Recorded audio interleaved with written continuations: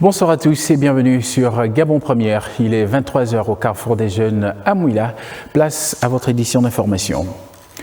En prélude à la sortie officielle des Eaux et Forêts en qualité de corps paramilitaire, le ministère des Eaux et Forêts a été reçu par le chef de l'État Brice Clotaire Oligui Nguema pour évaluer les progrès enregistrés ainsi que le niveau des préparatifs de la cérémonie. Reportage. Présenter l'état des lieux du corps paramilitaire et évaluer les avancées en matière de renforcement des capacités, tel était l'objet de l'audience accordée par le président de la République, Brice Clotaire Oligui Nguema, au ministre des Eaux et Forêts en prélude à la cérémonie de sortie de la nouvelle cuvée prévue la semaine prochaine. Nous avons été reçus en audience par son Excellence pour lui présenter la situation du corps paramilitaire des Eaux et Forêts. Vous savez qu'il y a eu un décret pour la création de ce corps. Donc c'est dans le cadre du renforcement des capacités que sur ces hautes instructions, il avait demandé à ce qu'on normalise la situation de la formation des éco-gardes et du personnel formé à l'École nationale des Eaux et Forêts. Donc cette cérémonie aura lieu la semaine prochaine, une date qui a déjà été déterminée. Donc, nous faisions la présentation de ces cérémoniales, donc présentation au drapeau des 534 personnels qui sont sortis de cette école et de l'Agence nationale des parcs nationaux. Ils seront présentés au drapeau. Et à l'issue de cela, il sera état de la signature d'une convention avec l'Agence française de développement dans le cadre de l'accord de conversion de dette. Donc la signature de cette convention, c'est pour renforcer les capacités opérationnelles des Eaux et Forêts, pour se déployer de plus en plus sur le terrain, pour lutter contre l'exploitation illégale de nos ressources naturelles. Et donc cet accord de conversion de dette également stipule la création des infrastructures, des bâtiments, des casernes. Cette rencontre a également permis de faire le point sur le niveau de préparation de cet événement d'envergure, dont la particularité devrait se traduire par une mobilisation exceptionnelle des innovations notables reflétant les ambitions des plus hautes autorités en matière de professionnalisation du secteur. Cet événement, c'est de marquer la solennité de ce corps qui est créé. Donc, on aura en présence certains ministres qui travaillent en collaboration avec nous et le corps paramilitaire est présent avec les autres forces de défense et de sécurité. C'est surtout pour marquer l'aspect solennel des disciplines militaires et l'entrée dans cette grande famille des forces de défense et de sécurité de ce corps paramilitaire. C'est très important. Il faut reconnaître aussi que le ministère des Eaux et Forêts, c'est un ministère de production, donc on a besoin en son sein des personnels dévoués, dédiés, des personnels disciplinés et qui ont vocation de servir l'État, servir la République à travers ces missions de police et de protection de l'environnement. C'est très important. Au cours de cette audience, le ministre des Eaux et Forêts a procédé à la remise d'une médaille à l'échelon or au chef de l'État, chef du gouvernement et chef suprême des forces de défense et de sécurité. Cette distinction vient saluer son engagement constant ainsi que les réformes structurantes engagées par la mise en place et la consolidation du corps paramilitaire des Eaux et Forêts. Elle témoigne également de la reconnaissance de son implication personnelle dans la conduite des politiques nationales en faveur de la gestion durable des ressources forestières, hydriques et fauniques. Et puis le renforcement des capacités des forces de défense et de sécurité dont l'enjeu repose sur un encadrement performant est la problématique posée par le président de la République aux responsables des structures de formation militaire. C'était au cours d'une séance de travail. La rencontre entre le chef de l'État, chef suprême des forces de défense et de sécurité et les responsables des écoles et académies militaires a constitué un moment privilégié d'échange et d'évaluation.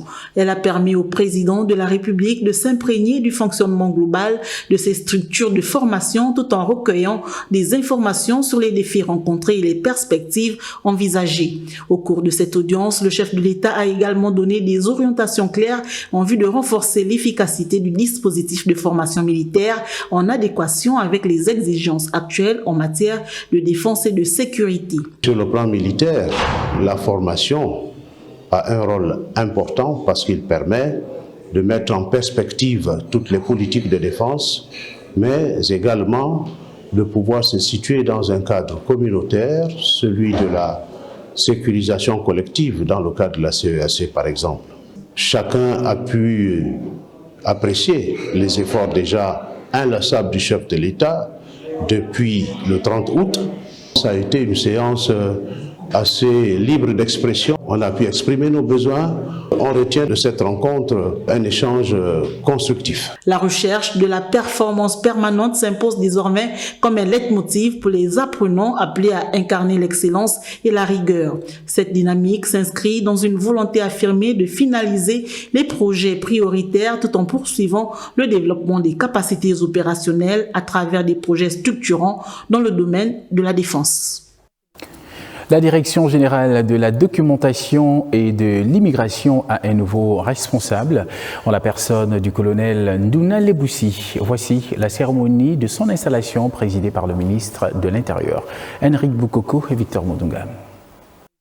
Les hauts gradés de la police aux avant-postes pour accueillir le ministre de l'Intérieur, Adrien Nguemamba. Puis, place au cérémonial. Le général Bernard Nyamankala, qui a dirigé cet outil stratégique du renseignement pendant plusieurs années, cède son fauteuil et va à la tête du SILAM. Il est remplacé à ce poste par le colonel Théophile Ndounda Leboussi. Un changement qui s'inscrit dans la dynamique de mutation et de réorganisation des personnels. Votre mission consistera notamment à renforcer l'efficacité opérationnelle de vos services et continuer la modernisation des outils de travail entamés par votre prédécesseur, à améliorer la coordination avec les autres forces de défense et de sécurité et à veiller au respect des lois et des valeurs de la République. Ancien directeur de cabinet du commandant en chef, général des corps d'armée Serge Hervé Ngoma, le colonel Théophile Ndounda Leboussi est le nouveau patron de la DGDI. Chacun à sa place est donc invité à jouer pleinement sa partition pour l'implémentation la plus complète et la plus efficace possible de la vision politique et stratégique du président de la République. La Direction générale de la documentation de l'immigration exécutera ses devoirs au service des institutions et de ceux qui les incarnent. Ayant pour directeur général adjoint le colonel Lucien Mbumba, le DGDI, colonel Théophile Ndounda Leboussi, prend les commandes et entend imprimer sa marque dans l'élan d'amélioration substantielle du service public en matière de documentation et d'immigration. Renforcement de la coopération institutionnelle en matière d'emploi, d'insertion professionnelle et de valorisation du capital humain. Le Pôle national pour la promotion de l'emploi et le Centre national des œuvres universitaires viennent de signer une convention de partenariat pour dynamiser le lycée Paul Kouya de Koulamoutou dans le domaine de l'hôtellerie. Georges Kombila. Ils sont désormais unis pour une seule et même cause. Le Pôle national de promotion de l'emploi PNPE et le Centre national des œuvres universitaires CENU viennent de sceller leur union à travers la signature d'un partenariat. Une convention qui s'inscrit dans une dynamique de collaboration visant à améliorer la prise en compte des besoins en ressources humaines. Nous avons aujourd'hui voulu officialiser notre partenariat avec le PNPE qui est pour nous un partenaire stratégique parce que nous voulons non seulement apporter du social parce que c'est le cheval de bataille de la politique du chef de l'État pour son septennat, mais nous voulons aujourd'hui avoir des Gabonais, des jeunes Gabonais qui eux également peuvent apporter de leur savoir-faire pour le rayonnement des œuvres universitaires et au niveau du Gabon, le bras circulé du gouvernement en matière d'emploi, l'employabilité des jeunes, pour ne parler que de ça, c'est le PNPE et nous ne pouvons que travailler avec eux pour être sûr que des Gabonais vont non seulement trouver du travail, mais ils seront également bien traités parce que les conditions également concourent à la réussite de notre objectif. Pour le directeur général du PNPE, cette convention illustre une approche innovante dans la gestion des besoins en ressources humaines, favorisant la mise en relation directe entre les compétences compétences locales et les opportunités professionnelles.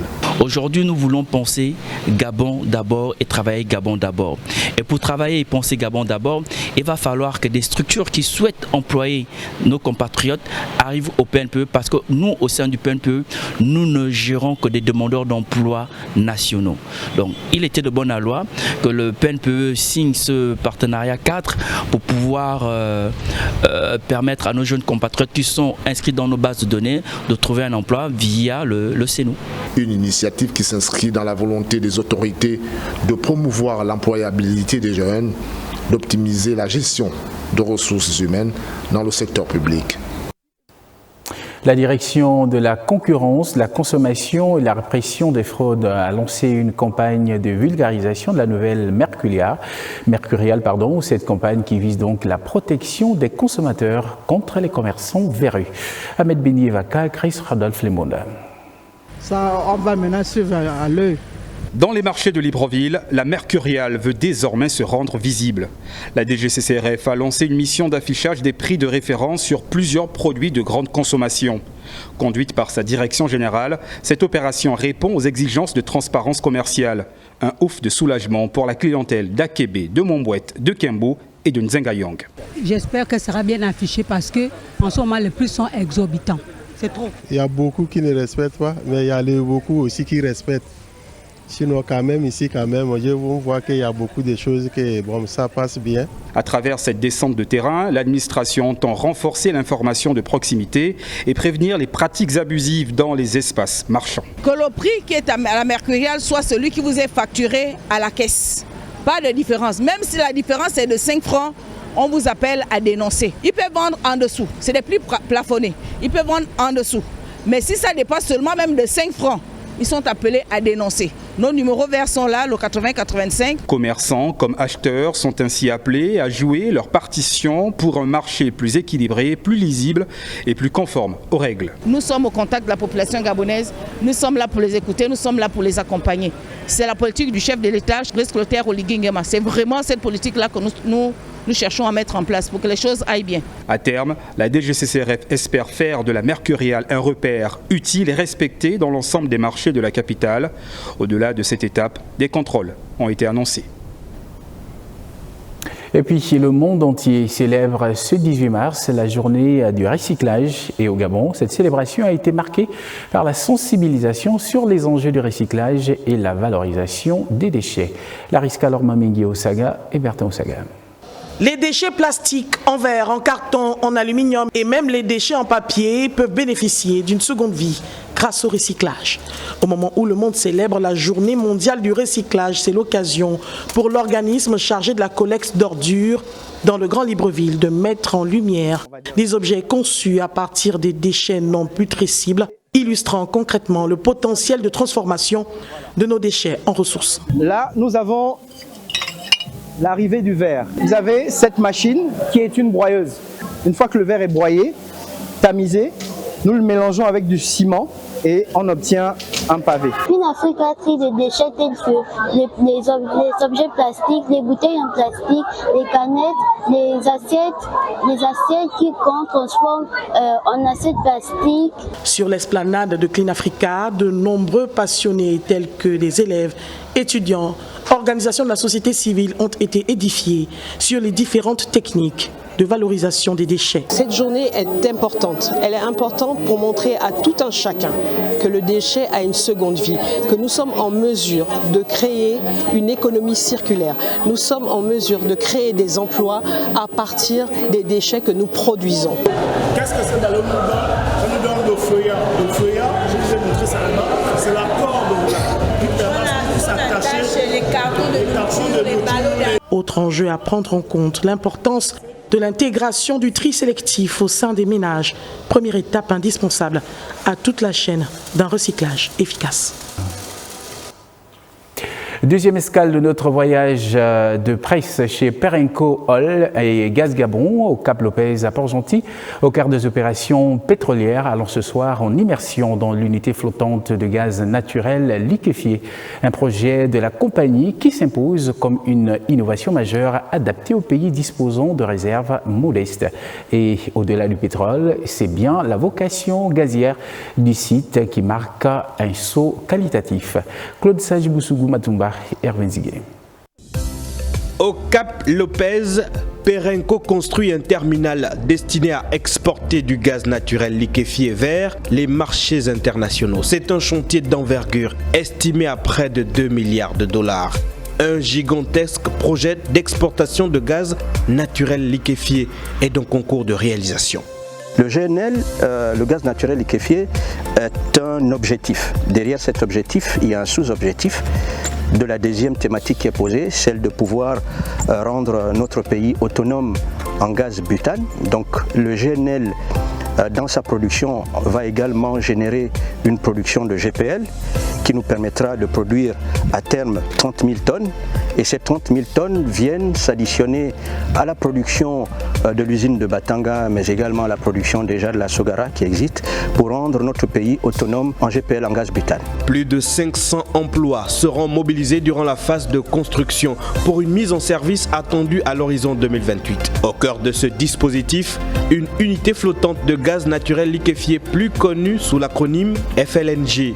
Ces installations offshore permettent d'extraire, liquéfier, stocker et transférer le gaz directement sur le site de production sans nécessité de pipeline vers la côte.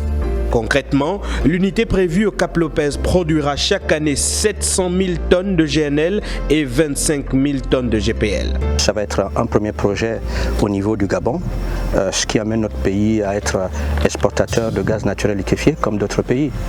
Nous rentrons dans les concerts des nations de ceux qui produisent du gaz naturel liquéfié. Elle disposera également d'une capacité de stockage de 137 000 m3 grâce à un ancien méthanier reconverti en unité flottante.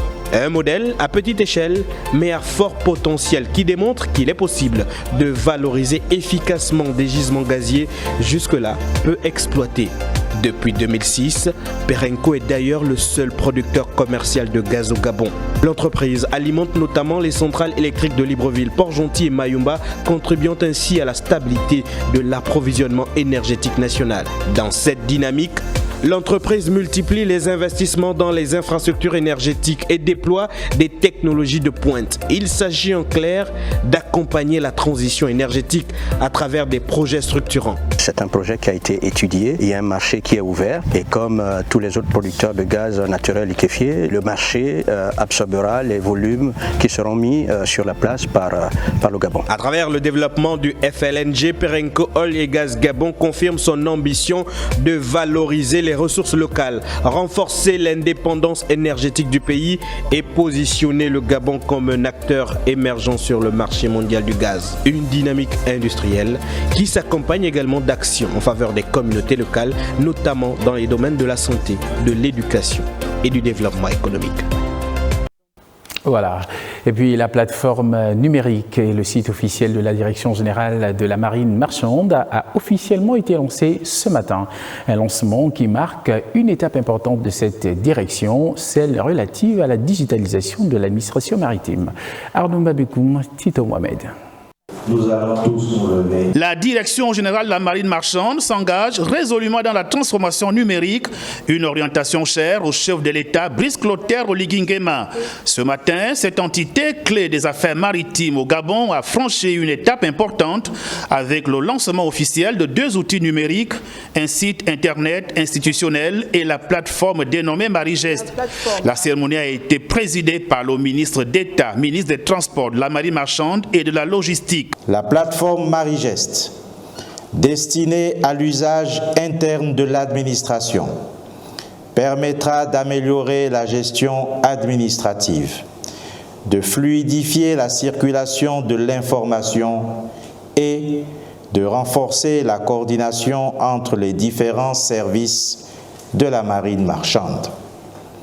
Le site web institutionnel, quant à lui, constitue un instrument essentiel de communication et de transparence. Prenant part à cet événement, le ministre de l'économie numérique, de la digitalisation et de l'innovation a salué cette initiative qu'il considère comme un pas significatif vers la modernisation de l'administration maritime. Le ministère des Transports est vraiment un exemple afin de faciliter la vie des Gabonais, de rendre les services plus accessibles et de faire en sorte que la digitalisation ne soit pas juste une vue de l'esprit mais quelque chose de concret. Le site web et la plateforme numérique permettront de simplifier les procédures administratives, souvent jugées lourdes.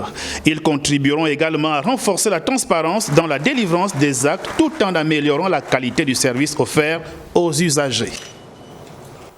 Notre dossier sur la monoparentalité, on en parle ce soir et voici le témoignage de M. Claver Ella Obian qui élève tout seul sa fille âgée aujourd'hui de 18 ans. Il est au micro de Doris Kronskoulou et Richard Mobioa. Elle a 17 ans. Déjà au départ, bien avant le décès de sa maman, on ne s'accordait plus sur un certain nombre de choses. Donc à 6 mois de grossesse, on était obligé de se séparer. Et 2 ans après, lorsque l'enfant est né, j'étais obligé d'aller prendre l'enfant parce que déjà les moyens de la maman, ce n'était pas ça. Vu les conditions, j'étais obligé de m'adapter à ce rythme-là parce qu'elle était là et je ne pouvais rien faire. C'était très difficile au départ parce que des fois je me retrouvais seul dans mes bricoles avec elle et des fois il fallait la laisser avec les sœurs. Moi-même je préparais, je faisais le nécessaire et quand elle-même elle a commencé à grandir, je l'apprenais de temps en temps comment on fait pour préparer, comment on fait pour qu'elle soit une femme dans la maison en fait. Elle a fait une crise de palu.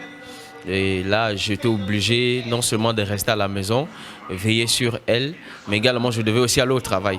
Donc ce jour-là, je suis allé au travail avec elle, je l'ai amenée et puisqu'on devait aller sur le terrain, j'étais obligé de la laisser avec la secrétaire de la société pour qu'elle veille sur elle. Et pendant que j'étais sur le terrain, c'était vraiment très inquiet parce que tu laisses un enfant de 5 ans avec un inconnu et c'était vraiment très compliqué. Je suis dans l'obligation de veiller à ce qu'elle puisse rentrer tôt. Et les devoirs, je suis obligé de lui dire, bon, on va te laver un peu. Et puis, il y a une scène que je ne voudrais pas raconter. Je me rappelle lorsqu'elle va avoir ses premiers menstrues, ça va arriver avec moi dans la chambre. Et j'étais obligé de l'envoyer chez la femme de mon grand frère, mon aîné qui était là à côté. J'ai dit, va retrouver ta mère. Et elle ne savait pas exactement ce qui se passait. Voilà, et puis quelques enfants expriment leur ressenti en rapport donc à cette configuration monoparentale qui ne leur facilite pas toujours leur état d'esprit émotionnel. Pelagimwi Owunofia de Linkeneabaga. Grandir entouré de l'amour de ses 2 parents est souvent considéré comme un équilibre essentiel pour un enfant. Cette réalité n'existe pas chez les enfants adultérins, mais pas que. Je vis avec mon père et sa femme. Je ne sais pas, je ne l'ai jamais connu. J'aimerais la voir. Derrière ces histoires familiales se cachent souvent des blessures profondes. Des enfants élevés par un seul parent, par des grands-parents ou parfois par d'autres membres de la famille. Je vis seulement avec ma mère. Je n'ai jamais connu mon père. Je n'ai jamais eu l'opportunité de voir mon père ou de parler avec lui. J'ai 21 ans aujourd'hui. Pour ces enfants, le manque peut être difficile à exprimer. Certains ressentent un vide, une incompréhension ou une forme d'abandon. D'autres gardent leurs émotions en silence, par peur de blesser le parent présent ou par manque d'espace pour en parler. J'aimerais savoir pourquoi elle m'a abandonné. Pourquoi elle ne cherche pas à savoir comment je vais, ce que j'aime faire, les choses qui me plaisent. C'est beaucoup dérangeant quand, par exemple, j'entends mes amis parler de leur mère alors que moi je sais que je n'ai pas la possibilité de parler des sujets de parents avec eux. Parce que je vois bien qu'il me manque une figure paternelle qui doit s'affirmer. Mais je n'ai pas reçu ça. J'ai bien envie de le revoir. Cette absence peut avoir plusieurs conséquences. Elle peut influencer la confiance en soi, le comportement et la concentration à l'école et la manière de construire des relations avec les autres. C'est un sentiment de manque que je ressens. Donc le plus souvent, je fais la conversation ou bien j'évite. Dès que je vois qu'ils se mettent à parler de leurs parents et tout, papa, maman, je m'écarte un peu pour ne pas avoir ce sentiment qui va remonter à la source et me dire que « et moi, mon père, il est où ?» je connais pas, j'ai jamais vu, donc tout de suite j'évite de parler de ça. Mais chaque enfant réagit différemment. Beaucoup trouvent aussi de la force dans l'amour du parent présent, dans l'attention des grands-parents, des enseignants ou d'autres figures éducatives. Elle a fait le nécessaire pour que je sois le plus à l'aise, pour ne pas que je puisse dire qu'un truc me manque à cause de tel. Donc elle se bat pour me mettre le plus possible à l'aise. À la maison, c'est plus un sujet assez tendu, donc j'évite de prononcer, de peur de faire remonter des souvenirs assez peut-être marquants pour elle. Donc on n'en parle pas. Il y a un sentiment de gêne qui se met sur son visage tout de suite dès que j'en parle un peu. La clé reste l'écoute et l'accompagnement. Il est important de permettre à l'enfant de parler de ce qu'il ressent, de ne pas minimiser sa douleur et de préserver, lorsque cela est possible, le lien avec les deux parents. Un enfant a besoin de ces deux faces-là, de la figure maternelle et de la figure paternelle dans sa vie. Ça l'aidera beaucoup. Pour ne pas que demain, après-demain, on puisse voir que lui là, on sent qu'il n'a pas grandi à son père, parce que dès qu'on se lance un peu sur certains sujets assez sensibles, tout de suite il devient méfiant, ou ça peut peut-être l'énerver parce que lui n'a pas connu ça. Donc j'interpelle les parents à ce que même si vous vous séparez, faut quand même être présent pour l'enfant et tout. Du moins être là quand il a besoin, parler, et puis de temps en temps tirer les oreilles, parce que c'est pas tout qu'une mère va faire à la place d'un père. Il y a des choses que seul un père peut faire à son fils, ou que seule une mère peut faire à son fils aussi. Les adultes ont également un rôle essentiel. Éviter de transformer les enfants en témoins des conflits familiaux, protéger leur équilibre émotionnel et leur rappeler qu'ils ne sont jamais responsables des choix des adultes. Les parents sont donc interpellés à prendre leurs responsabilités envers ces enfants, en expliquant à leurs épouses ou époux l'importance de leur amour et de leur présence dans la vie de ces êtres innocents. Et à côté de tout cela, en situation de monoparentalité, comment la question de la pension alimentaire se traite-t-elle? Quelles sont les dispositions prévues par la loi? Lariska Lormamingui Osaga et Bertrand Osaga.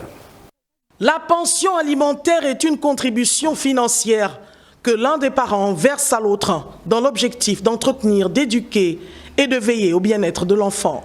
Seulement, il existe encore aujourd'hui beaucoup de zones d'ombre, de confusion autour de qui, du père ou de la mère, doit s'acquitter de cet engagement.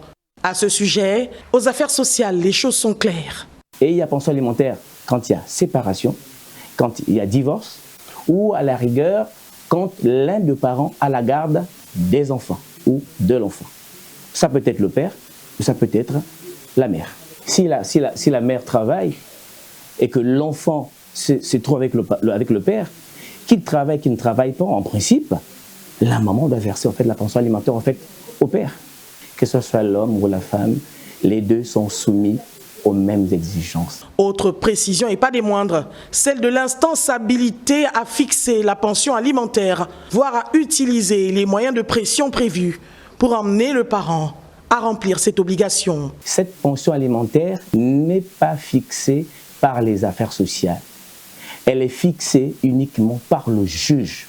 C'est-à-dire, au lieu de pouvoir référer le dossier au tribunal, les affaires sociales peuvent amener les parents à s'accorder de telle sorte que l'on mette en exergue l'intérêt supérieur de l'enfant. Voilà qui est clair, même si à l'épreuve des faits, certains parents vont jusqu'à faire usage de trafic d'influence via leur position sociale pour tenter de se soustraire aux convocations des affaires sociales, maladroitement. Nous avions une dame qui a sollicité notre intervention face à l'irresponsabilité du père qui serait député, donc qui serait parlementaire.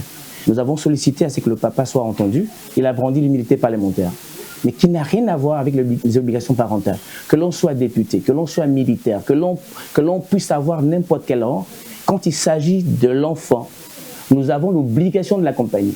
Ce n'est pas une mission parlementaire, ce n'est pas une mission militaire.